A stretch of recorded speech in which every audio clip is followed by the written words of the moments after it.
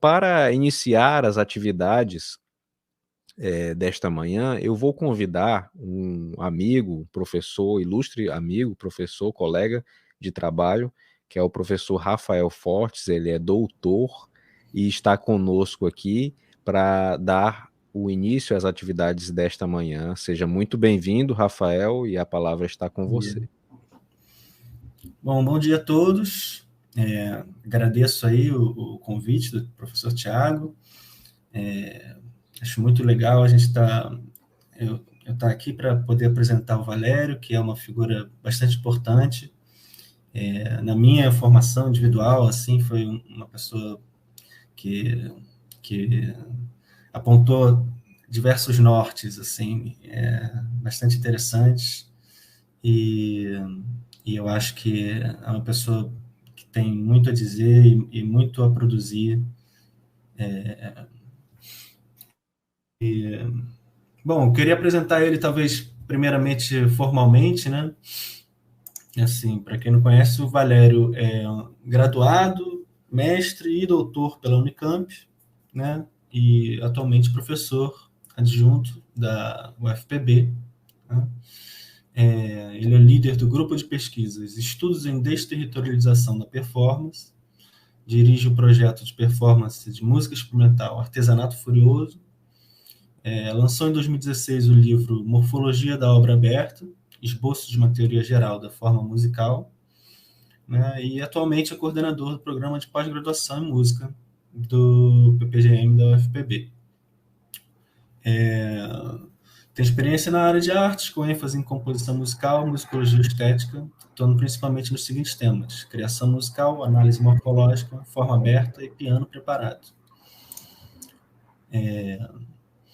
Mas isso é o textinho do Lattes, né? Acho que a vida não cabe no Lattes. Enfim, o Valério está aí já agora na tela. Acho que, sem mais delongas, gostaria de passar a palavra para essa grande figura aí. Oi, Valério, bom dia. Bom dia, obrigado, Rafael, pela apresentação. Fazia tempo que a gente não se via, né? Eu vi que você estava no Piauí, fiquei muito feliz. Por você e pelo Piauí, né? Porque você é uma figura muito produtiva, muito inteligente, engajada, e a gente precisa que essas pessoas estejam nos lugares onde estão precisando de gente que pensa e que faz. Muito legal. Queria agradecer muito ao Thiago Cabral pelo convite para participar do evento, dessa quinta semana da música do IFP. Eu me sinto honrado por estar aqui na terra que acolheu o Reginaldo de Carvalho, que é uma figura que eu admirava muito, né? Que em 2012 a gente teve a chance de homenageá-lo em João Pessoa, né? Quando ele foi curtir a aposentadoria dele na praia. Bom, o meu assunto de hoje é um assunto da musicologia que a gente vem praticando em João Pessoa, mas eu vou fazer um esforço para tentar apresentar essas ideias da forma mais objetiva e palatável possível. Eu vou compartilhar aqui, peço para compartilhar meu mapa mental. Obrigado. Bom, eu preparei um mapa mental e eu vou passar por todos esses itens aí, que são 10 itens. Parece muita coisa, mas eu vou tentar passar rapidamente por ele, porque me interessa muito a interlocução com todos vocês que estão aí, e com o Rafael também. Bom, vamos lá. Eu pretendo colocar para vocês uma provocação, né, uma proposta metodológica de entrada no problema da forma musical através da performance. Para a gente ter uma base para pensar, um paradigma, né, geral para pensar sobre o que eu vou falar, a gente precisa entender que o campo social da música, sobretudo o campo social da música de concerto, ou da música clássica, ou música de conservatório, está pautado em alguns avatares que foram se consolidando historicamente, mas que nós naturalizamos no decorrer da nossa formação, e eles passam a operar sobre a nossa prática musical de uma forma muito, muito patente. E eu acho que é oportuno nós discutirmos algo sobre a formação desses avatares, para que a gente consiga, enxergando eles em perspectiva, assumir uma atitude mais ativa em relação ao fenômeno musical. Eu me refiro, quando eu falo em avatares da nossa área, né, eu me refiro à figura do compositor, à figura da obra musical, da partitura e do intérprete. O compositor, enquanto a figura que concebe, a partir de uma inspiração ou de uma ideia, a obra musical, que valeria como uma espécie de objeto autodeterminado e autônomo, e que teria uma sobrevida para além do compositor e do seu contexto histórico e social, que é expresso de forma objetiva numa partitura, que passaria a funcionar como um duplo dessa obra, e o performer, ou o intérprete, como alguém que é capaz de decodificar essa ideia que foi fixada em suporte, para rematerializá-la ou materializá-la diante de um ouvinte, diante de um fruidor atento. A primeira questão que eu coloco aqui é sobre essa divisão de trabalho a qual me referi. E aí a primeira observação é que essa diferenciação radical entre o compositor e o intérprete é relativamente recente. Então, a gente tende a achar que sempre houveram compositores, no sentido beethoveniano do termo, sempre houve essa divisão de trabalho muito categórica entre compositor e intérprete, a partitura sempre foi uma mediação entre os dois, etc. Na verdade, essa diferenciação radical, ela se deve à idade contemporânea. Ela é algo que se consolidou, de fato, apenas no século XIX. E isso é muito, muito importante a gente determinar logo de cara, para desmistificar essa ontologia, esse caráter ontológico do compositor. Vou falar mais tarde sobre o status do compositor, mas nesse momento, né, dessa virada do século XVIII para o XIX, o que estava em jogo era a ideia de que a obra musical, primeiro, a consolidação da obra musical enquanto uma coisa autônoma, enquanto algo correlato à obra de arte, enquanto algo que valeria por si, que teria seu próprio, teria um formato, né, que diz respeito à sua condição de obra de arte. Esse status da obra, ele, no caso da música, né, ele ganha um torque nessa virada de século, porque a música passa ao mesmo tempo a circular enquanto mercadoria. Então você tem, na virada do século XVIII para o XIX, um boom de venda de partituras para consumo amador. Quando a classe média burguesa começou a fazer música por conta própria, isso era uma demanda, né, de participação na atividade cultural, que era uma atividade que era característica da corte, né? Quando a burguesia resolve fazer música, né, isso produz um impacto muito grande no mercado da produção de incremento do fenômeno musical. A música deixa de ser... ela se torna mercadoria porque agora eu consigo escrever numa partitura não apenas o material que precisa ser tocado pelo músico, né, que até então, preferencialmente, era um profissional que sabia como manejar aqueles dados da partitura, mas a partitura começa, nesse momento, a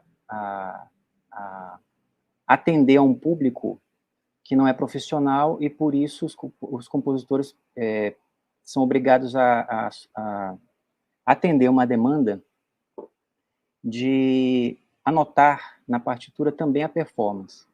Então, a partitura passa a se transformar, ela se transforma numa mercadoria na medida em que ela pode circular no mercado, né, e ser adquirida na sua integralidade, digamos assim. Ela não é só um material sonoro, escalar, e acórdico ou frásico, disposto no tempo, mas ela também traz consigo uma espécie de segunda camada notacional que representa a maneira de como aquilo deve ser tocado. Isso permitiu que houvesse uma difusão muito grande desse mercado de venda de partituras. As partituras, elas simbolizavam a própria obra musical, então é uma maneira de dizer que quando você compra a partitura, você compra a obra, né? Leva para casa para você tocar. E isso impulsionou uma série de outras atividades. Por exemplo,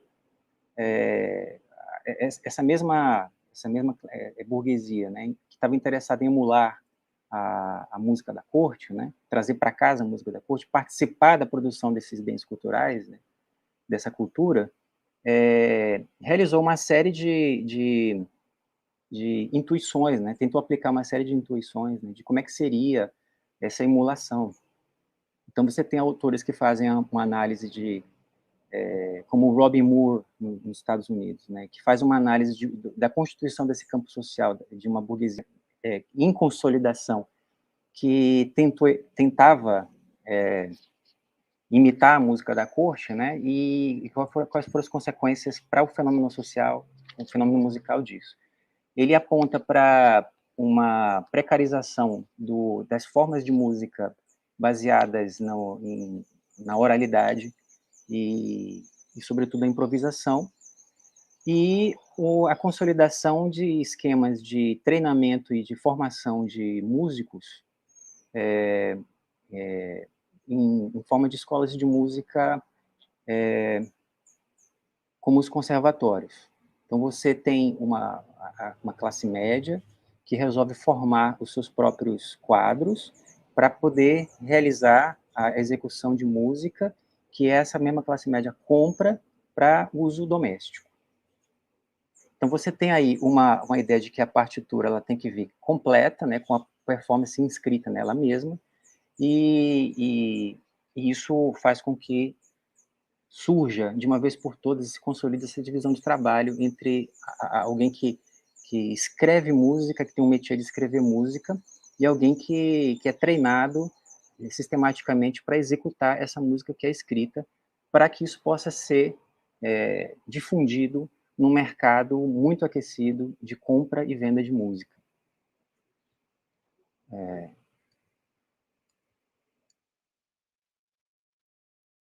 Segundo item que eu gostaria de frisar é que a defesa de que a partitura não é um duplo da obra. A partitura, ela tem um caráter funcional, sempre teve um caráter funcional no decorrer da história da música. Ela só se consolida como algo passível de ser entendido como obra justamente nessa virada do século XVIII para o XIX, quando ela vem com todos os seus detalhes expressos, né? Antes disso, você tem a obra a partitura não como uma expressão de uma obra, mas como uma estratégia de fixação e comunicação de itens para realizar uma determinada ação performática. Então, a notação, ela precisa ser entendida nesse contexto que eu estou colocando aqui como algo que está para além dessa sua caracterização como sinônimo, né, como algo correlato, diretamente vinculado a um resultado que foi pensado por um compositor.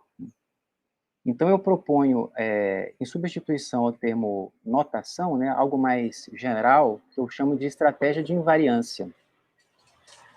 E aí eu digo que as partituras são estratégias de invariância no sentido que elas expressam o desejo de alguém, né, para que determinadas coisas soem ou aconteçam.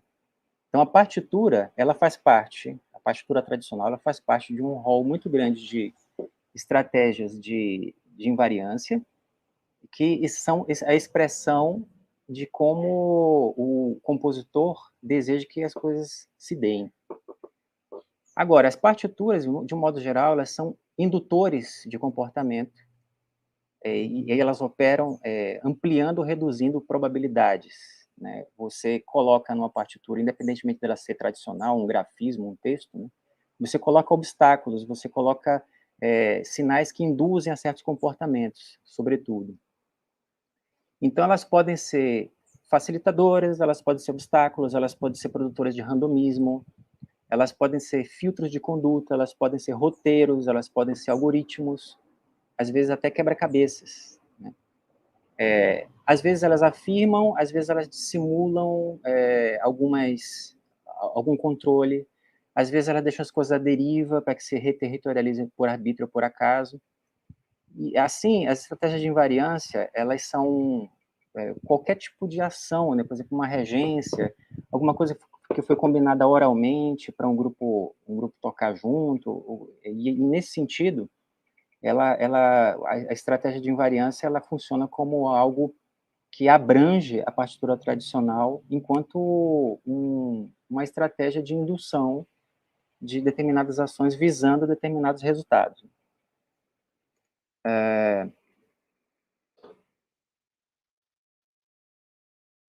Bom, dito isso, né, como é que eu entendo a partitura? Eu entendo a partitura e qualquer estratégia de invariância como uma espécie de estímulo, né, que induz a determinadas ações. A gente está falando, portanto, de uma relação que nós temos que ativar ou que podemos ativar entre estímulos e ações, né, na hora que a gente está fazendo música.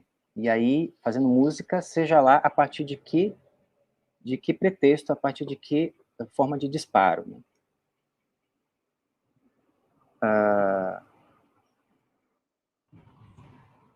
Vamos para o próximo item.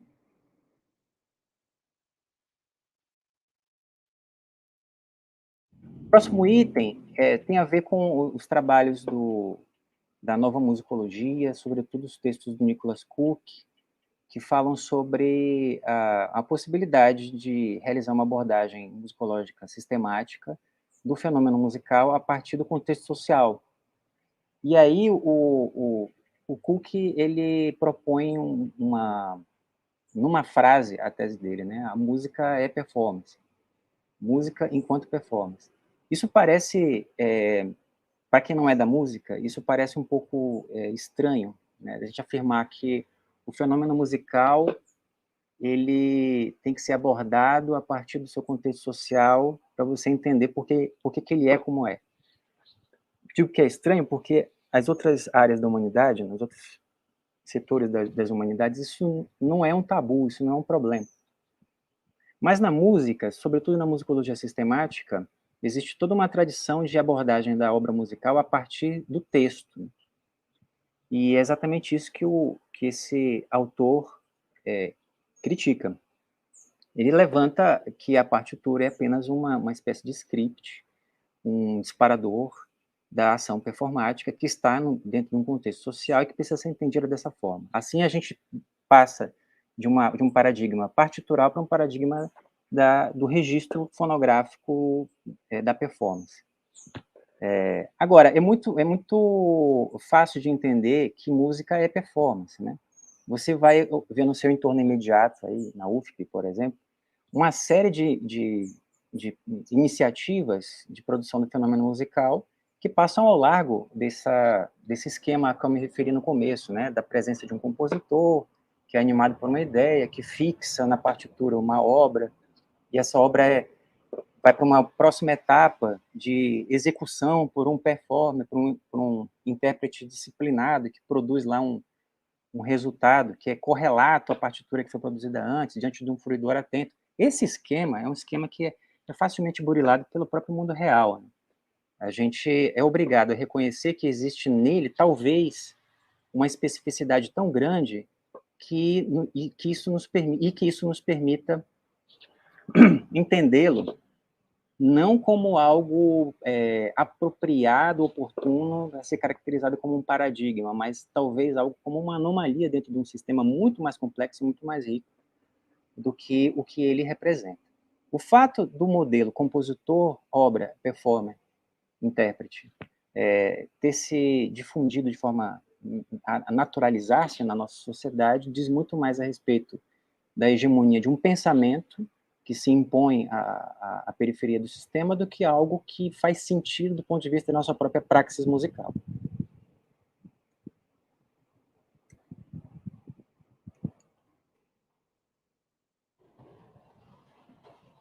E aí nós chegamos no argumento da desterritorialização da performance, né, que, na verdade, é um termo, parece bonito, difícil de entender, mas a maneira como eu concebi, ela significa o seguinte: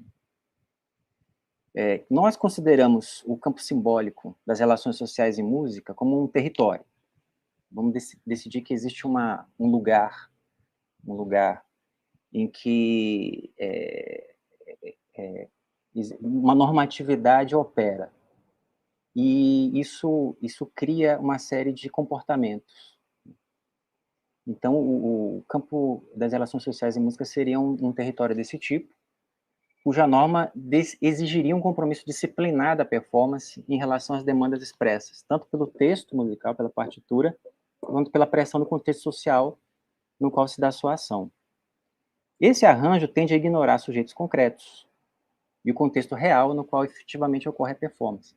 Desterritorializar a performance significa desmobilizar a expectativa padrão a respeito do comportamento dos performers, visando uma reterritorialização, uma redefinição da normatividade do campo, que leve em conta e aceite como fator estruturante seus corpos, aptidões, desejos, relações efetivas e afetivas entre si e com o lugar e época nos quais ocorrerá o acontecimento musical, além do impacto morfológico subsequente e correlato.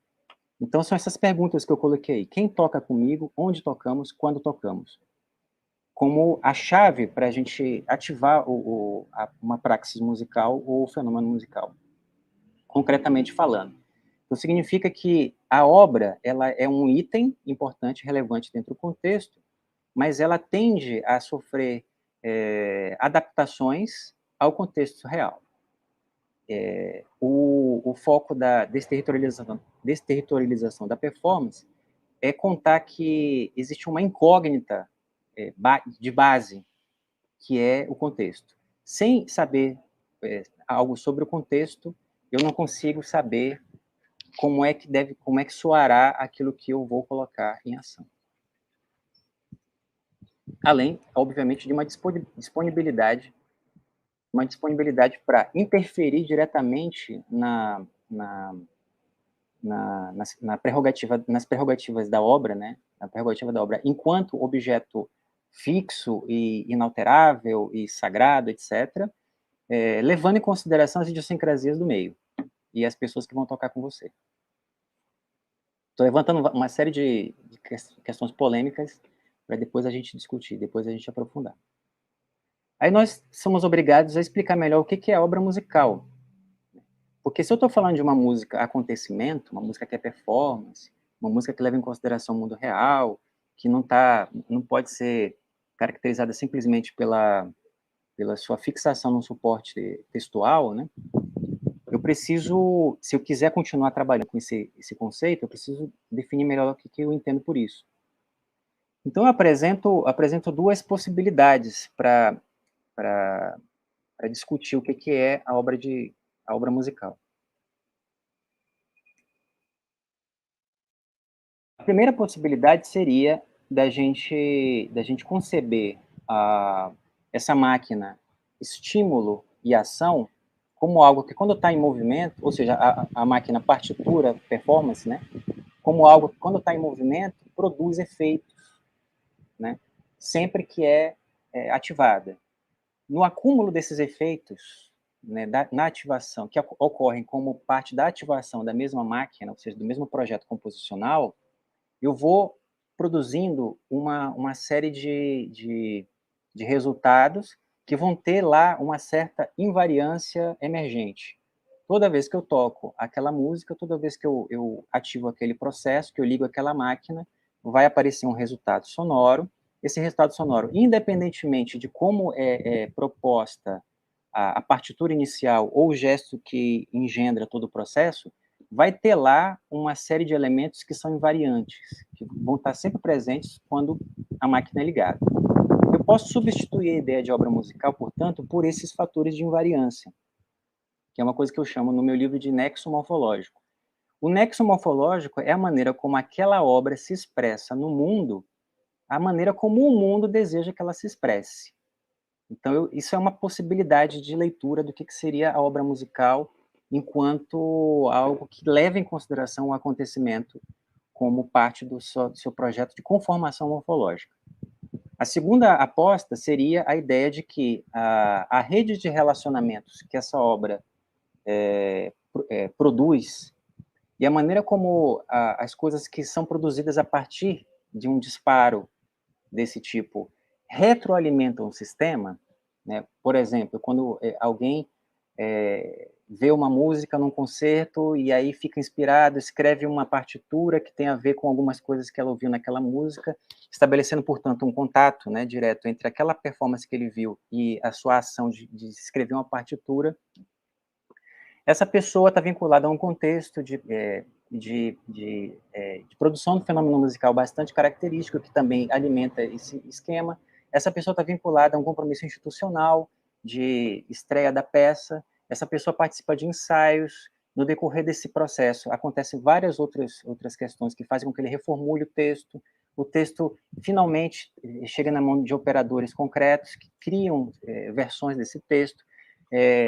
Se a performance está acontecendo diante do compositor, o compositor participando ou mesmo tocando, vai dar um resultado. Se não, se essa partitura estiver sendo executada em outros lugares, vai produzir outras morfologias, outras formas, e cada uma dessas coisas vão produzindo outras ramificações que vão retroalimentando o sistema, se houver gravação, por exemplo, e eu entrar em contato com essa gravação para poder fazer a minha próxima.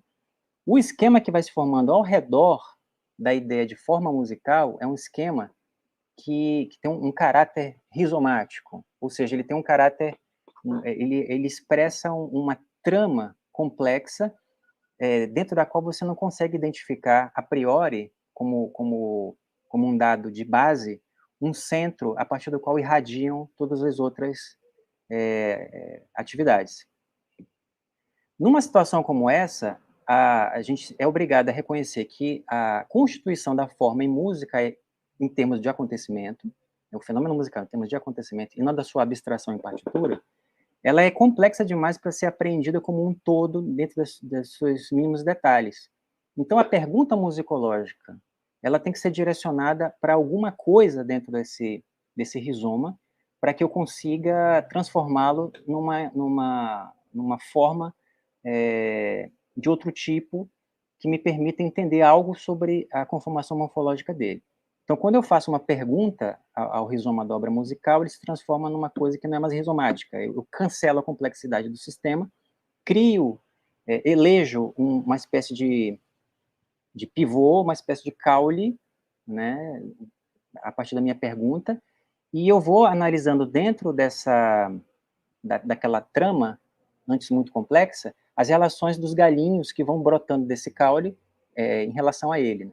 Então, eu tenho uma pergunta direcionada a um resultado, por exemplo, de uma performance daquela peça. Essa performance engendrou outras performances, houve gravação ou não houve, mas eu tenho relações diretas sendo estabelecidas entre aquele objeto que eu escolhi para estudar e coisas periféricas. Então, a obra seria alguma coisa que eu decido que é a partir de uma pergunta morfológica, uma pergunta musicológica.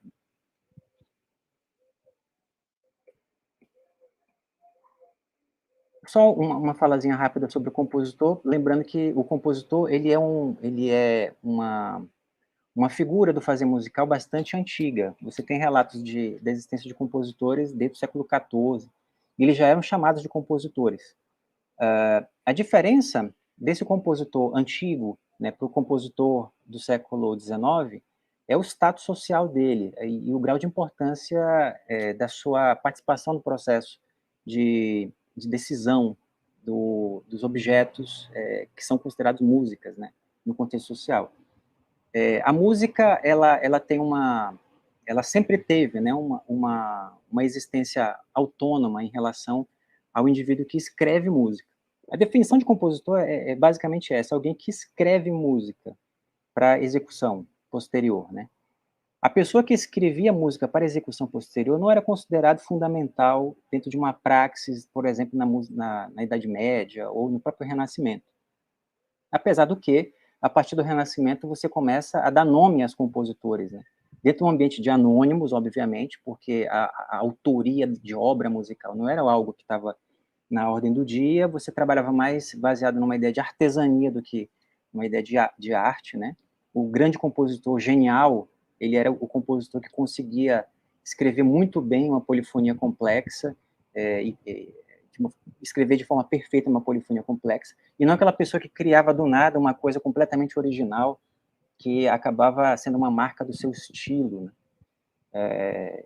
Enfim, não é à toa que até o Renascimento você tem mais anônimos do que compositores reconhecidos, renomados. O primeiro grande gênio da história da composição foi o Josquin des Prez, que em vida era chamado de gênio, mas o grande mérito dele era justamente ter um métier perfeito de escritura polifônica, ousado, que permitia que ele fizesse motetos a 40 vozes, etc. Ele estava vinculado a um contexto político também, de uma burguesia nascente, ali no norte da Itália, que achava oportuno divulgar os seus investimentos em cultura a partir da propaganda que eles faziam dos artistas que viviam sob seus tetos. Mas o compositor é mais antigo do que a obra, né? Existe compositor independentemente dessa ideia de uma obra de arte em termos de uma obra, aliás, de uma obra musical em termos de uma obra de arte que seja autônoma, que seja autodeterminada. O problema da questão de classe, eu coloquei aqui também como um parêntese, como uma observação. Porque a gente fala sempre que, no campo da performance, os grandes performers, aqueles que são mais insensados, aqueles que são mais considerados, são justamente aqueles que se autodeterminam, né?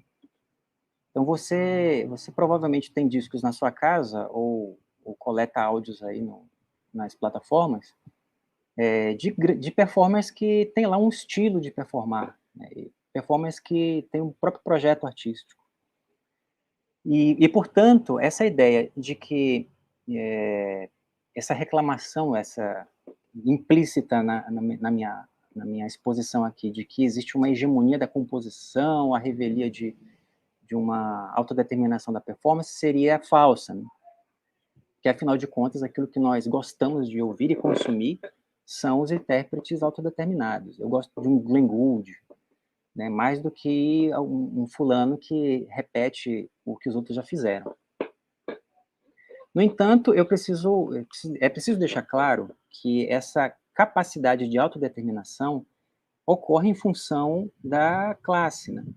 Existe uma pressão muito grande que é exercida em cima dos indivíduos que fazem música nesse sentido. Se o aluno de música é remediado, se ele vem de uma classe alta, ele vai ter mais chances de desenvolver a capacidade de fazer isso do que um indivíduo de classe baixa, né? No caso da classe alta, né? São pessoas que puderam iniciar seus estudos muito cedo, tiveram amparo familiar integral, gozam de ócio, né? Acesso a bens culturais exclusivos, desenvolvimento de capacidade projetiva, autonomia crítica, disponibilidade experimental, a prerrogativa de errar sem que haja consequências, né? Tudo isso faz com que seja possível você desenvolver, ou pelo menos te permita, né, de forma mais direta, né, a possibilidade de você se desenvolver plenamente e, eventualmente, ter lá o seu próprio projeto artístico, né? Por outro lado, você tem que imaginar a situação de uma pessoa de classe baixa, né, que, por conta da pressão econômica e social, inclusive pressão de gênero e raça, não podemos esquecer disso, eles só puderam iniciar os estudos muito tarde, de forma irregular, foram obrigados a se profissionalizar muito cedo para ajudar na família, não possuem ócio, né? Muitas vezes eles acumulam funções para complementar a renda, e assim, quando eu falo ócio, a gente demoniza o ócio hoje em dia, né? Mas o ócio é a base da produção de conhecimento. A capacidade de você parar e ler, por exemplo, um livro, né, exige ócio. Então, você só consegue se aperfeiçoar se você tiver horas vagas, horas disponíveis, inclusive para descansar ou para consumir lazer, entretenimento, viajar, conversar, sem uma preocupação muito grande com o tempo, se você não tem isso, você acaba não desenvolvendo essa capacidade projetiva. Além disso, eles não têm dificuldade de acessar bens culturais e a desenvolver-se intelectualmente, porque a leitura atenta demanda ócio, são crucificados quando erram e, via de regra, acabam não desenvolvendo autonomia crítica e artística. Você, às vezes, precisa acertar ou errar. Se você errar, você perde o contrato. E se você perder o contrato, você passa fome. Então, essa questão de classe é fundamental para a gente decidir, para a gente olhar em perspectiva que esse performer autodeterminado, na verdade, ele é também um recorte produzido por essa classe média alta burguesa que definiu as regras do campo social. Para esse recorte social, as coisas estão todas no seu lugar, funcionando muito bem, por conta de um argumento meritocrático, que a gente sabe que funciona mal quando a gente vive num ambiente de desigualdade.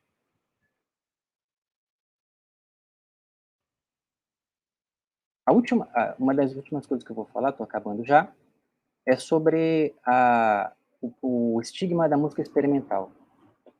Uma série de práticas musicais desvinculadas desses paradigmas centrais aos quais eu me referi, ou que de alguma maneira operam criando novidade no sistema, ou empoderando o performer, ou relativizando o papel da partitura, da obra, são considerados formas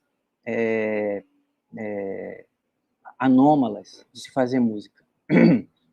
E aí você vai nomeando essa praxis musical, né, apelidando-as de várias coisas, né, justamente para você poder determinar que aquilo que está sendo realizado ali não é paradigmático, não faz parte da maneira como normalmente se faz música ou se deve fazer música. Então, um desses termos é a música experimental. A música é experimental na medida em que ela apresenta alguma anomalia do ponto de vista daquilo que se espera de uma obra musical. O que é curioso, porque a gente estava falando agora da autodeterminação do performer, por exemplo, como um dado relevante. Mas parece que essa autodeterminação do artista performático, ela tem um limite, a partir do qual você já não pode mais considerar que aquilo que o artista está fazendo é música. Você precisa dar um outro nome para aquilo que ele está fazendo, para evitar um embaralhamento conceitual do conceito de música. A música que alimenta todo esse circuito a que eu estou constantemente me referindo, ela tem uma norma que faz com que se estabeleçam estamentos dentro do campo social que definem posições de poder. Então é muito difícil você alterar essa norma a partir do seu alicerce, né? Mas o campo social da música, ele consegue conter atividades diversas, contanto que essas atividades diversas estejam localizadas numa caixinha chamada atividades diversas. Se eu consigo criar dentro do sistema uma espécie de gueto conceitual para abrigar essa atividade anômala, então eu consigo manter a normatividade do campo ativa, eu conservo a normatividade do campo na medida em que ele atesta a sua capacidade de manter-se como ou seja, uma espécie de homeostase do campo, a partir da permissão que ela dá, a partir do convívio que ela permite com coisas que são diferentes dela mesma. Só que essas coisas sempre sob controle, obviamente. Agora, a gente está falando de um paradigma que é bastante questionável, que é esse paradigma de uma praxis musical bastante sob controle institucional, que está baseada numa divisão de trabalho, a como me referi aqui, a ideia da partitura enquanto sinônimo da obra, um sistema institucional baseado numa série de instâncias curatoriais, onde se exerce o poder diretamente sobre aquilo que deve ou não deve ser realizado, e a gente tem visto pipocar em críticas, né, sobre esse esquema, tanto o esquema acadêmico, né, que seria uma expressão, a expressão formativa, né, desse esquema, né, sofre muita pressão, sofre muita crítica e tenta se proteger, né, mantendo a normatividade do campo. Na realidade, a gente está falando de um paradigma que a gente só considera realmente um paradigma e usa como base para pensar toda a música que a gente faz, por conta de uma pressão de um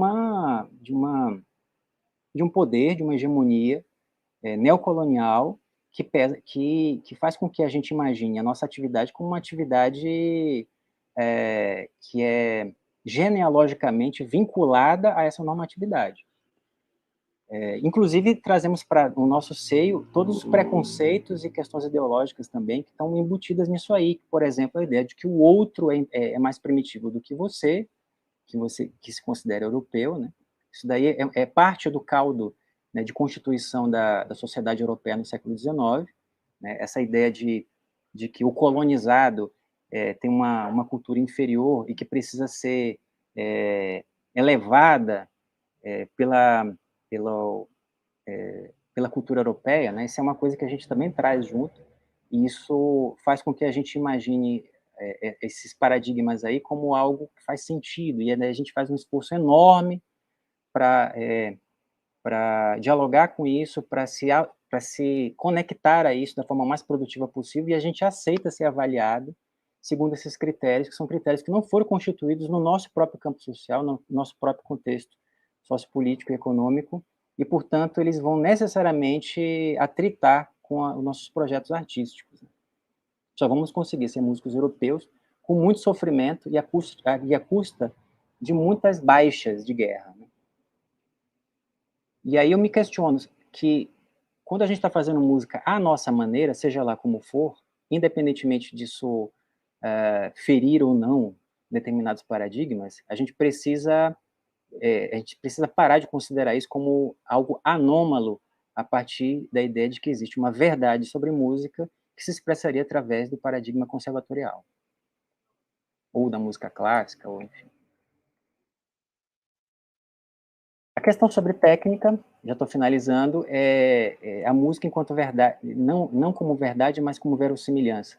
Eu estou colocando aqui a performance como uma espécie de instrumento geral de expressão artística, que se ocupa em materializar em ato, né, algum objeto, seja sonoro, seja pictórico, seja textual.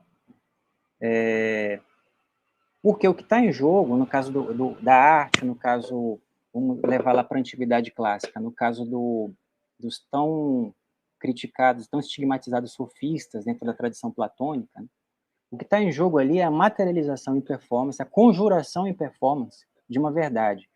Aquela verdade conjurada, ela passa a valer como verdade naquele contexto lá. O ator, ele é capaz de fazer você se emocionar, chorar, ele produz afeto de fato a partir da expressão de uma ideia, de alguma coisa que na realidade não existe.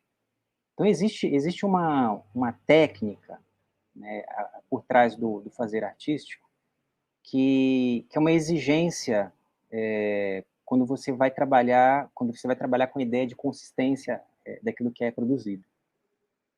Isso daí é operado no âmbito da performance, né? Isso não é algo que pode ser resolvido ontologicamente a partir da obra. Então, a obra pode ter lá, ela pode estar sendo escrita, ela pode estar sendo concebida nos seus mínimos detalhes, mas é na ação performática, durante a ação performática, que você vai criar, vai conjurar alguma coisa. Então, a gente está trabalhando com a ideia de verossimilhança, não uma ideia de verdade platônica. A verdade, aquela ideia de que existe uma necessidade por trás daquilo que é produzida em performance. Então, existe uma arte da performance a se considerar quando você vai fazer música. Né? A partitura sozinha, com toda seu virtuosismo, com todas as suas boas ideias expressas textualmente, não é capaz de fazer isso por conta própria. Né? E aí eu chego, finalmente, na minha conclusão, que é que a performance, talvez, ela seja uma aposta mais abrangente, mais geral, do que a própria ideia de arte. Né? A performance seria uma espécie de denominador comum daquilo que a gente chama de arte. Então, a gente poderia imaginar, podia conceber a performance como uma espécie de arte por excelência, de expressão humana. Então, a performance artística, né, a performance que se ocupa da obra de arte, né, seria uma criatura autônoma.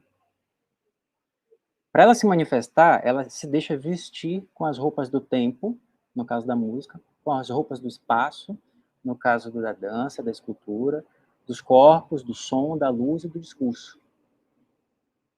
A performance se veste dessas roupas para existir enquanto ação no tempo e no espaço.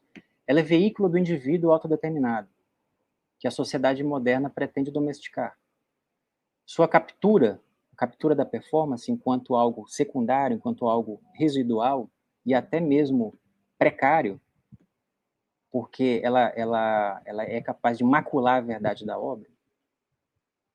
A sujeição da performance como serva das belas artes, como uma mera energia de ativação de trabalhos autorais, só pode significar a captura da própria arte, sua ancoragem no esquema capitalista de sujeição do trabalho, que define seu território pela sua rede de meios de produção e não pela contribuição da ação efetiva e criativa dos indivíduos que emprestam sua força de trabalho ao sistema.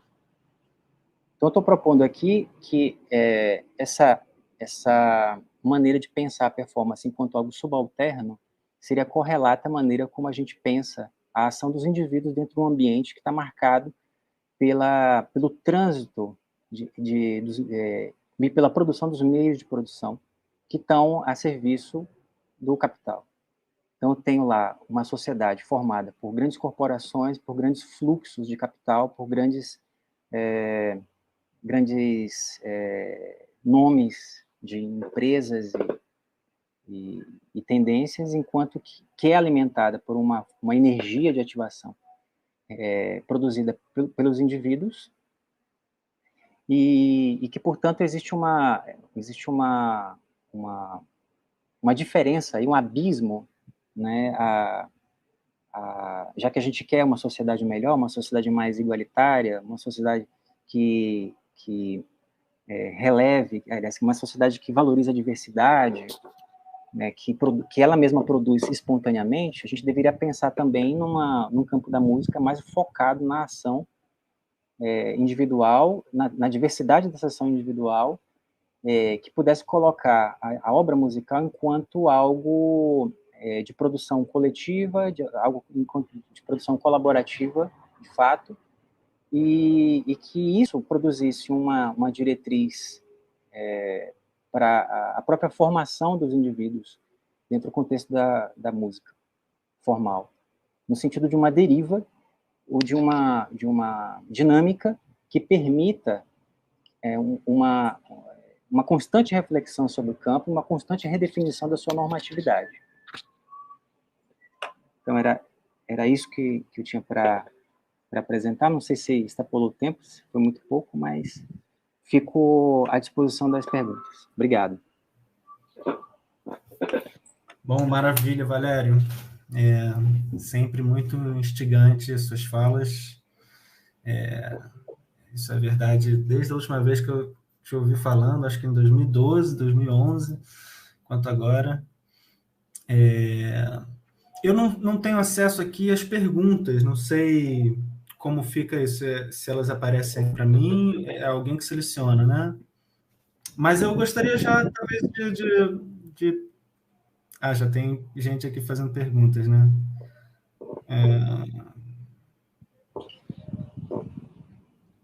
Bom, mas eu gostaria antes de... Posso ir antes do Alfredo falar aqui algumas coisas? Gostaria de perguntar para o Valério, assim, são coisas que eu realmente tenho genuína curiosidade, assim, sobre qual seria o seu posicionamento, não posicionamento, seus comentários, suas colocações a respeito disso. Porque eu vejo, eu sinto que existe, então, nessa categoria música experimental, uma possibilidade de linha de fuga, de desterritorialização, de saída desse paradigma da música de concerto, né?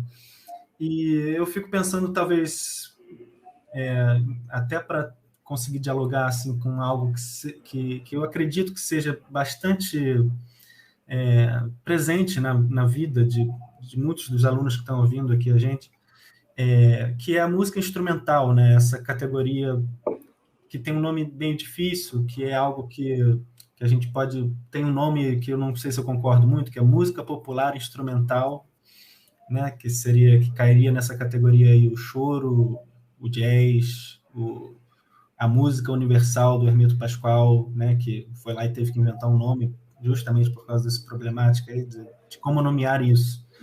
E já esse problema de nomeação, eu acho que já é justamente por causa disso, porque é uma música que começa a ser veiculada por meio da... Começa a ser veiculada, não, começa a ser trocada, né? E a sua tradição, sua dialética histórica vai sendo constituída a partir de... não somente da partitura, né? E talvez muito menos da partitura e mais da gravação, né? E eu gostaria de saber, assim, como você encara, nesse sentido de desterritorialização do ambiente de concerto, com toda essa dinâmica até imperialista, né? Do jeito que você botou, assim, na sua fala, né? Capitalista, né? Da música como mercadoria e tudo isso. Né? Como estaria aí essa música, né? Que é a música instrumental? Não sei, gostaria de saber sua visão sobre isso. Tem várias questões aí. Em primeiro lugar, a possibilidade de uma música instrumental nos termos em que, por exemplo, no século XX o jazz se consolidou, se deve realmente à possibilidade de registro da performance. Você tem aí uma espécie de intérprete que escapa do paradigma que estava sendo constituído no século XIX, no sentido em que ele assume uma autodeterminação naquilo que ele faz e portanto, ele se desconecta daquilo que foi, na virada do século XIX para o XX, o ideal do intérprete disciplinado e criativo. Então, você tem lá uma série de maneiras de entender o intérprete de música, desde o século XVIII até a virada do século XX. Mas no século XX aparece um modelo básico, que é o intérprete disciplinado, que é capaz de obedecer a partitura em seus mínimos detalhes e, ao mesmo tempo, apresentar um projeto artístico autônomo. Esse equilíbrio, né, foi onde essa classe que forjou a nossa musicologia chegou, né, e passou a advogar fortemente. Então, a partir daí, e ao mesmo tempo você tem o surgimento das primeiras gravações desses indivíduos especiais que são capazes de fazer isso. E isso produz um impacto enorme na formação dos intérpretes, né, no decorrer do século XX. Você tem modelos de performance já consolidados. Agora, continua acontecendo concomitantemente a isso uma série de outras práticas musicais, uma série de outros fenômenos ativados por outros processos e por outras normatividades. Entre elas, alguma coisa que estava sendo muito estigmatizada nesse momento, que é o tal do intérprete indisciplinado, entre aspas. Aquele cara que improvisa, aquele cara que consegue pegar um tema e desenvolvê-lo por conta própria. Esse cara era alvo de críticas, porque existe alguma coisa na concepção da obra que precisa ser conservada, porque a concepção da obra, por ela ter sido feita de forma individual, num ambiente de reflexão sobre o texto, uma reflexão sobre a linguagem, etc., ele, teoricamente, tem mais valor do que o produto da improvisação.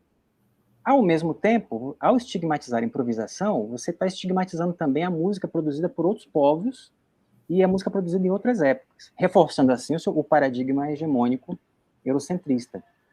Então você tem aí um problema que a gravação acabou, no século XX, tornando mais complexo ainda, quando você passa a dar poder, a empoderar o intérprete autodeterminado, que, a partir de um certo momento, ele ganha autonomia. Uma autonomia tocada pelo mercado.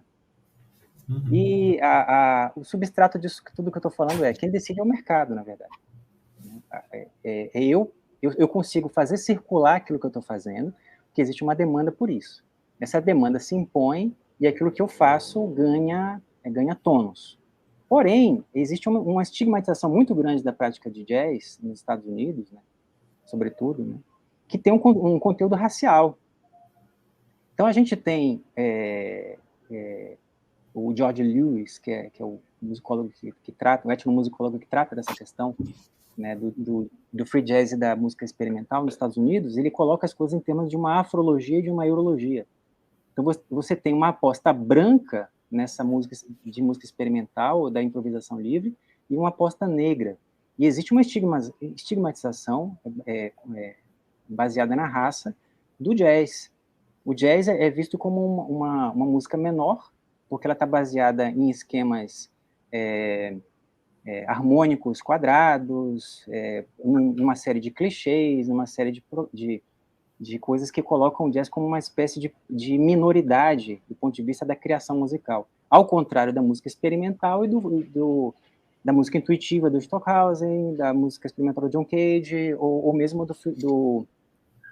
da improvisação livre, que vem mais tarde. Então, existe um discurso racial aí a levar em consideração, e é a partir dele que você vai entender essa autodeterminação da música instrumental, inclusive aqui na periferia do sistema, que é onde a gente recebe toda a carga, inclusive dessa disputa racial, né, e se posiciona. Então, acho que para fazer uma análise fina disso que você propôs, a gente precisa observar o contexto, os artistas e como é que eles se comportam em relação a esse problema, a esse contexto que é um contexto complexo, mas que cada um deles tem lá uma maneira de lidar com isso. Poxa, interessante. Eu me pergunto se, hoje em dia, né, você falou em termos históricos, né, sobre a história do jazz, né, a história da formação dessa cultura, mas se hoje em dia isso já não se tornou uma espécie de paradigma, assim, eu vejo muitos meus alunos, eles entendem isso como... Eles procuram isso numa faculdade de música, né? É o que se procura. Não todos, é claro, tem muitos alunos que estão inseridos numa ideia enquanto instrumentistas, de se transformarem em instrumentistas disciplinados dentro da tradição de concerto. Mas existe toda uma outra parcela que já tem isso como um paradigma, né? O que eu devo fazer como música é me tornar um grande improvisador de música instrumental, jazz ou música brasileira instrumental, enfim.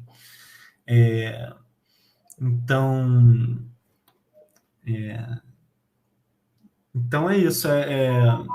Não sei mais o que falar sobre isso.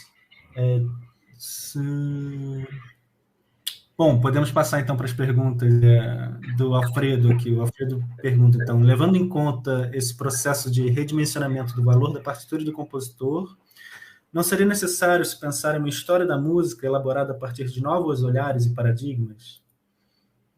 Uma excelente pergunta, e a resposta, sim. A gente precisa insistir nisso, né? Antes da pandemia, eu participei de algumas atividades presenciais, de mesas redondas, para discutir esses assuntos, e havia uma pergunta recorrente, que era, depois que a conversa estava muito abstrata, né, alguém sempre perguntava, mas para que serve tudo isso, já que o que a gente tem que fazer é tocar? E aí, a minha resposta era o seguinte, a gente precisa insistir em produzir a nossa própria reflexão sobre esses assuntos todos, porque senão a gente vai ficar refém da maneira como outras pessoas, em outros contextos, entenderam o mesmo problema. E vai ser difícil a gente lidar com essa realidade que é colocada de cima para baixo, justamente porque nós somos nós mesmos, dentro de um contexto social, histórico, político, econômico. Nós pensamos música da nossa maneira e sempre vai haver uma incompatibilidade, em algum nível, entre aquilo que é formulado como regra geral do campo e a maneira como a gente procede. Então, a gente precisa produzir teoria. A gente precisa produzir a nossa própria reflexão sobre o fenômeno musical. Isso é algo fundamental, justamente porque nós estamos na periferia do sistema e nós sofremos a rebarba de todos esses debates que acontecem lá em cima, e quando chegam para a gente já chegam mastigados, e muitos dos nossos colegas resolvem simplesmente aplicar aquilo que vem lá de cima do jeito que veio. Então, a gente precisa produzir a nossa própria história, a gente precisa produzir a nossa própria filosofia da música, a nossa própria musicologia, nas bases que a gente considerar as mais produtivas possíveis, levando em consideração o nosso contexto. Então, essa quebra de paradigma, ela é algo que precisa acontecer. Me parece que nos ambientes informais ela já funciona de uma forma bastante proficiente, mas ainda existe o peso do ambiente formal dentro do nosso contexto que nos impede de consolidar essas práticas informais. Então, a gente precisa superar uma historiografia, uma musicologia, uma teoria que está baseada nessas bases, que está baseada num eurocentrismo, numa neocolonialidade, para poder avançar com a nossa própria visão sobre os acontecimentos. Essa crítica sobre esses paradigmas, esses avatares a que eu me referi, ela já existe em vários lugares. Vários autores falam sobre ao historiografar, né, o contexto social de outras épocas, eles deixam claro que toda essa norma dentro da qual nós estamos inseridos foi constituída muito recentemente junto com a consolidação do capitalismo como sistema econômico, político e ideológico. É fruto da idade contemporânea, portanto. É como se a gente estivesse fazendo música contemporânea desde a Revolução Francesa. Então, a gente precisa entender isso, né? Já que a gente está acostumado a criticar o sistema político e econômico, né? A gente precisa colocar nessa equação também o nosso comportamento gregário em relação à constituição do campo da música. Porque também acontece essas divisões de detentores de meio de produção, pessoas que alugam sua força de trabalho, pessoas que são exploradas, pessoas que são alienadas da própria produção, que são incapazes de consumir aquilo que produzem. Existe uma diferença entre trabalho alienado e obra. Tem um monte de coisas ativas. Existe uma falácia da liberdade do performer lá no pós-guerra, que correlato ao estabelecimento de um estado de bem-estar social, na Europa sobretudo, né, performando uma espécie de inclusão do excluído dentro do sistema para que ele se considere como protagonista. A gente sabe que isso é falacioso, então na música isso não seria falacioso também. A gente precisa rever todos esses valores. Agora, sobretudo, revê-los e batalhar pela sua consolidação de baixo para cima, né? A gente precisa ter a nossa própria versão dos acontecimentos.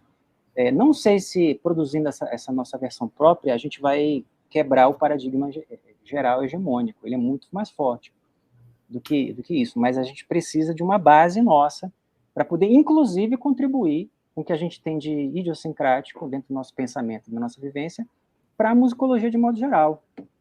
Acho que o primeiro passo é constituir a nossa própria musicologia. E a minha aposta é que é a partir do contexto que a gente vai fazer isso. Um contexto que só a gente é capaz de abordar.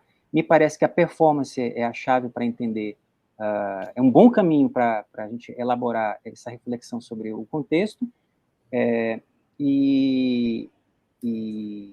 Enfim, não sei se eu respondi a pergunta, mas é por aí. Olha, se não houverem outras perguntas... tem aqui. Essa visão... Você consegue ler aqui, Valério? Você está vendo a mesma tela que eu, né? Então, essa visão lúcida, o Hernani Lima pergunta: essa visão lúcida de classe social e música, sobretudo no que diz respeito à performance do compositor, é fundamental. O que seria preciso no Brasil para que jovens virtuosos tivessem vez? Bom, a minha maior preocupação é evitar a tabula rasa da formação musical. A gente, infelizmente, tem dentro da nossa formação, de modo geral, seja nos conservatórios, escolas de música, universidades, um currículo muito, muito voltado para a formação de um músico que foi idealizado por essa tradição a qual eu estou me referindo. E é daí que surge a ideia que a gente perde certos talentos, né, no meio do caminho.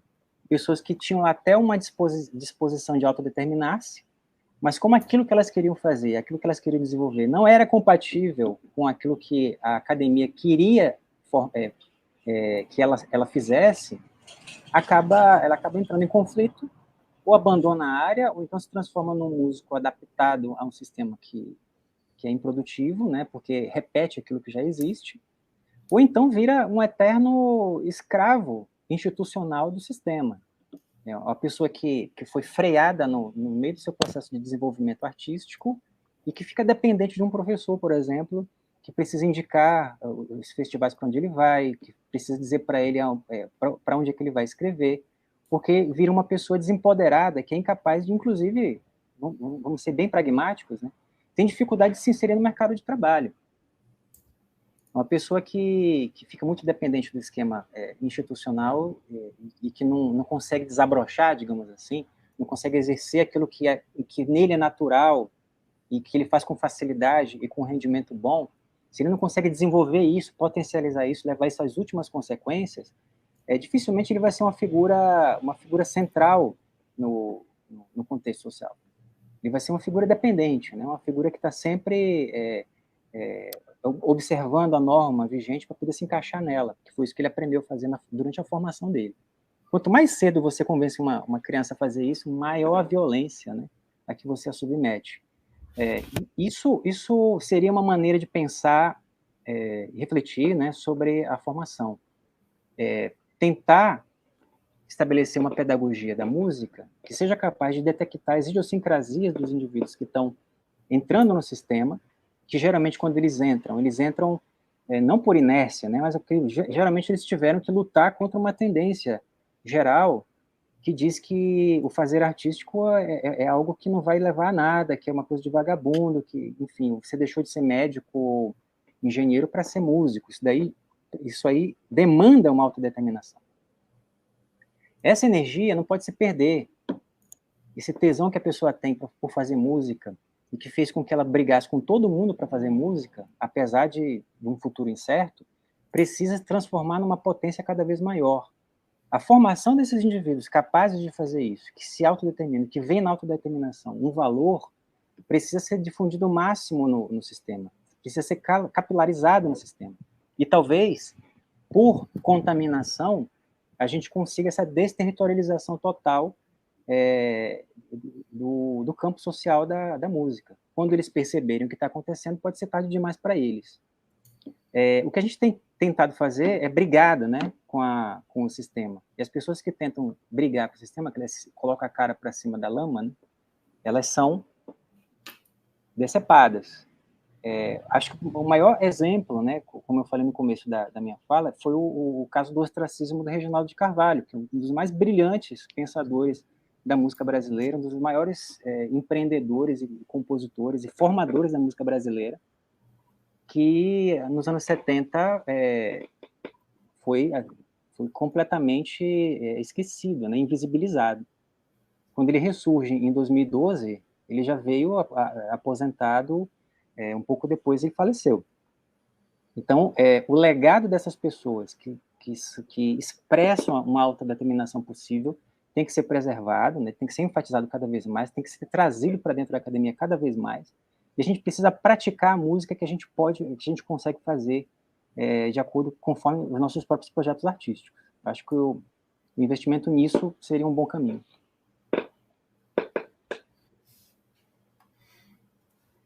Bom, maravilha, Valério. Será que temos outra pergunta aqui do público? Se não, eu acho que eu tenho algumas coisas aqui para perguntar também, então vou perguntar. Bom, eu acho muito interessante sua fala, Valério, novamente. Eu queria perguntar assim, sobre... existe uma crítica ao textocentrismo, né? A essa noção da notação como centralidade da prática, né? E como aquilo da qual tudo emana, e, enfim, que é o centro da criação.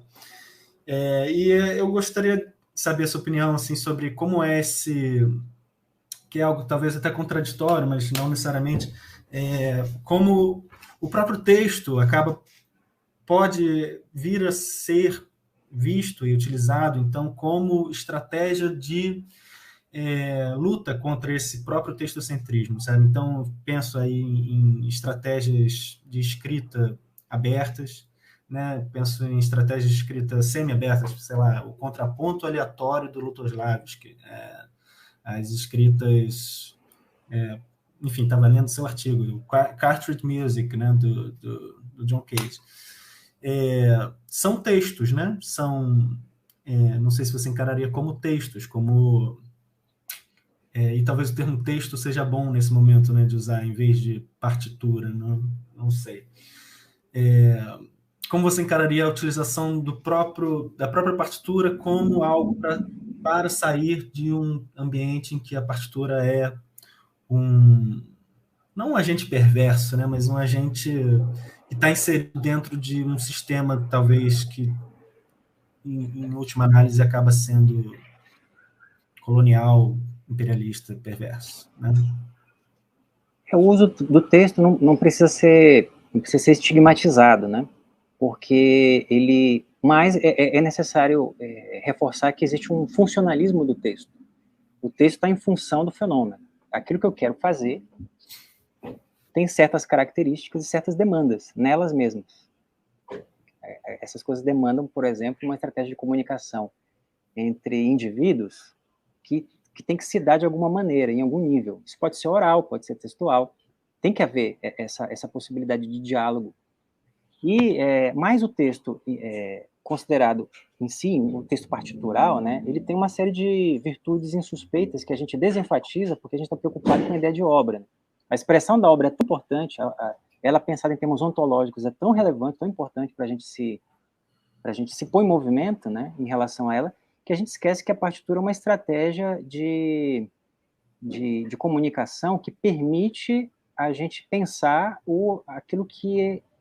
aqueles eventos de baixíssima probabilidade, que na constituição de uma arte de escrever música, né, que foi uma coisa que se desenvolveu muito no século XX, por exemplo, a arte de você especular sobre a forma a partir da partitura, que é de onde saem todas essas estratégias de notação diferentes da notação beethoveniana, por exemplo,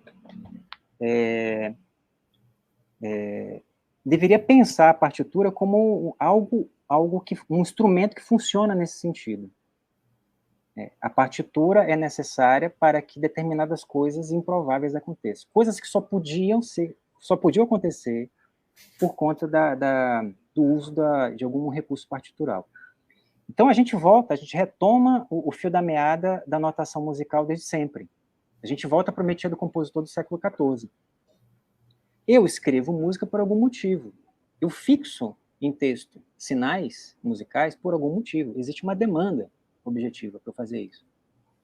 E a pessoa que vai fazer música comigo, né, tem lá uma maneira de se relacionar com o contexto imediato, com o entorno imediato, que faz com que determinadas estratégias de invariância sejam mais eficazes do que outras. Então, a gente precisa de uma reflexão sobre a notação que leve em consideração o acontecimento musical e não vice-versa. E não, assim, uma concepção do acontecimento musical que permita a expressão perfeita de uma verdade que está expressa no texto. A gente precisa entender que a partitura é um veículo, é um instrumento. Ela está sob nosso serviço, ela é uma estratégia. Ela expressa desejos, e esses desejos são colocados são propostos coletivamente. E eles podem ou não ser atendidos. Né? A gente precisa conversar entre nós sobre como é que nós gostaríamos de fazer a música que nós gostaríamos de fazer. E a partitura entra como um item. Ela brota de um processo. Ela é consequência, ela é sintoma. Ela não é necessariamente causa. Porém, em determinadas situações, é necessário que ela seja um disparador, a priorístico, digamos assim. Mas isso pode muito bem acontecer de forma também coletiva, de acordo com todos que estão participando do processo. Ela não precisa ser uma coisa metafísica, autodeterminada, que está sendo dirigida, está sendo proposta por uma espécie de sacerdote autorizado pela área, e enfiado a goela abaixo de quem vai fazer música com ele. Eu acho que a expressão desse poder despótico é que é o grande problema. Ela produz uma formação muito submissa do músico, uma formação muito devota e muito dogmática. E mais tarde, esse cara vai virar um conservador do campo, porque ele passou por todo o processo, obedecendo a uma normatividade que não fazia sentido, mas ele foi muito violentado por esse processo, e no momento em que ele se consolidou como uma figura dominante do campo, ele não vai aceitar a mudança da norma, porque todo mundo precisa passar pela mesma via crucis. Então, a mudança da norma, que não aconteceu na época dele, não pode acontecer em momento algum, porque senão o próprio valor dele dentro do campo vai ser relativizado, e isso ele não pode suportar. Então, eu acho que a gente precisa relativizar também a notação e dar relevo àquilo que ela tem de próprio. O potencial que ela tem de proporcionar contextos musicais novos, inclusive. Uhum.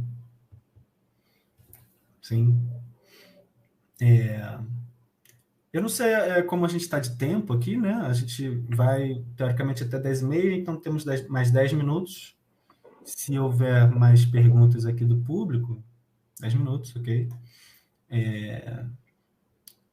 Então, se não houver, eu continuo aqui perguntando, Valério, coisas aqui para você que sempre... Vamos conversar mais. Bom, falando então dessas novas estratégias partiturais, então, que permitem essas novas concepções de música, né? Acho que seria interessante você falar sobre essa configuração algorítmica, né? Ou melhor, essa ação algorítmica que a partitura realiza, e como isso... E eu acho que é interessante você falar sobre isso, até para as pessoas conhecerem, sabe? Eu sinto que, não sei, aqui, muitos meus alunos assim não foram apresentados, muitas vezes, a essas possibilidades de realização musical, que envolvem, por exemplo, disparos de eventos a partir de regras específicas, que envolvem organização de caos determinado, né? Assim, enfim, uma outra concepção do fazer musical que saia da melodia, harmonia, ritmo. Estes são os parâmetros da música. Música se realiza a partir deles e da organização deles em compassos, com métrica forte. Sabe, isso E eu lembro, assim, eu fico pensando na minha formação, assim, qual foi o momento em que eu descobri isso, e como isso foi importante para a minha formação, e como isso é muito importante, talvez para muita gente que está ouvindo a gente aqui, conhecer mesmo, sabe? E, não sei, o que você recomendaria, assim, para as pessoas talvez se inteirarem dessas novas formas que justamente entram também nessa camada política aí, que é estético-política, né? Enfim. Essa pergunta é muito boa também, a resposta não é curta, mas eu vou tentar. Não, em primeiro lugar, essa praxis musical que eu me referi antes, né, ela também pressupõe um manejo dos corpos sonoros, né, um manejo de uma luthieria, digamos, experimental. Eu faço música com o material que tiver à disposição e organizo essa música que eu faço conforme o projeto artístico que eu estou tentando engendrar e conforme meus objetivos morfológicos, sonoros. Então, a gente pode acessar aparatos tecnológicos a partir dessa visão, não necessariamente seguindo um regrário que já esteja bem estabelecido pelas grandes escolas ou as grandes correntes de música sob suporte tecnológico que existem aí. Porque elas acabam sendo excludentes também, por incrível que pareça. Porque você pensa assim, contexto São Paulo-Rio, você tem muita dificuldade de montar grupos instrumentais para tocar música. E aí, mas, nesse contexto, você tem acesso a laboratórios de eletroacústica. Aí você pensa, estou livre para fazer a música do jeito que eu quiser. Entro no laboratório, pego as ferramentas lá e faço minha música. Porém, dentro do laboratório de eletroacústica, existe uma série de regras, né, que você precisa que estão alinhadas com o regrário da metrópole, que explicam como é que tem que ser uma espacialização, quais são os softwares que você precisa usar, que tipo de interface é melhor, se você tem que fazer estereofonia, quadrofonia, se o som tem que se movimentar no espaço ou não, se você vai fazer performance de mesa de som em concerto ou não, como é que você faz para vincular aquela música sob suporte tecnológico à presença de um intérprete no palco, como é que é a anotação disso, etc. Tem uma série de regras que já vêm prontas e que quando você entra nesse ambiente, você tem que se adaptar, porque é um ambiente que cobra um pedágio, né? Você não pode entrar ali, usufruir daquele equipamento tudo caríssimo, né? Que veio de um projeto de pesquisa de não sei quem, e produzir um negócio que seja duvidoso do ponto de vista daquilo que se espera da área. Aí o que acontece? Eu não quero fazer isso, mas eu quero fazer música. Se eu continuar fazendo música, é provável que eu continue trabalhando sob suporte tecnológico qualquer. E aí pode ser qualquer coisa. É um pedal de guitarra, é a própria guitarra, é um microfone que você usa para fazer microfonia. E aí você, na academia, encontra vários colegas que estão vivendo o mesmo dilema e querem fazer música também. Então você acaba fazendo música com eles, que é uma maneira de você embaralhar os papéis de compositor e intérprete, né? Porque todo mundo toca a música de todo mundo e eu toco a minha música. E quando eu faço isso, eu consigo mais velocidade dentro do sistema, mais presença dentro do sistema, que eu mesmo posso cuidar da produção das minhas atividades. Um público vai se formando e assim vai.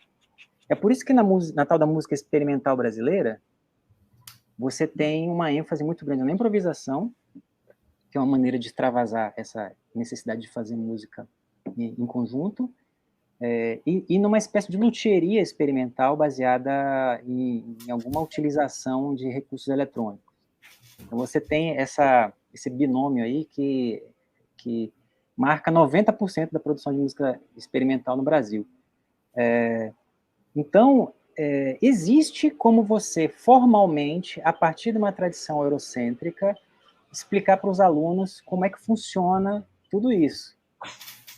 Mas o contexto quente, real, do enfrentamento do fazer música junto com os colegas, usando a ferramenta tecnológica que tiver disponível, é assim, inestimável. É por aí que eles vão conseguir fazer música. E aí, entender concretamente que tem alguma coisa errada com a formação deles. Né? Existem coisas sendo ditas, existem verdades sendo marteladas na cabeça deles que, na hora que eles fazem música, não fazem muito sentido. E aí você se coloca o dilema de parar de fazer o que você está fazendo, aguardar a tua diplomação, né, a tua formação, para poder fazer o que você está querendo fazer, ou, de alguma maneira, tentar, dentro do teu curso, né, modificar a norma. Se o curso for permeável a isso, é excelente para o sistema inteiro, porque você vai ter alguma coisa acontecendo dentro da academia nesse sentido. Normalmente, os colegas reagem, né, a essa possibilidade. Existe um conservadorismo muito grande do meio. Quando a gente consegue superar esse conservadorismo, começam a aparecer coisas interessantes. Se essas coisas forem bem difundidas e discutidas no sistema como um todo, a gente pode ativar aquele processo de capilarização de uma saída, de uma linha de fuga, como você falou, né? Essa linha de fuga precisa existir em algum nível, em algum lugar. Então a gente precisa arriscar trabalhar com a ideia de deriva, ao invés de usar tábulas rasas. Sim. Bom, 10h27, imagino que... Bom, o Thiago está falando aqui mais 3 minutos. Bom, eu acho que, Valério, a gente... Não sei se temos mais perguntas aqui, enfim, é sempre um prazer te ouvir falar.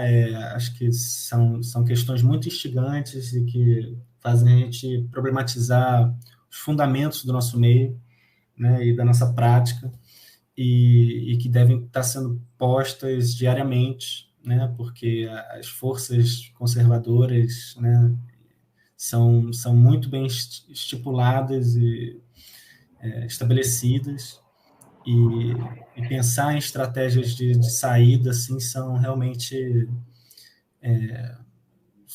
são atos de resistência, né? Então, acho que eu gostaria de ouvir as suas considerações finais aí sobre a sua fala, talvez, e sobre esse papo. Enfim, fica livre aí para terminar esse nosso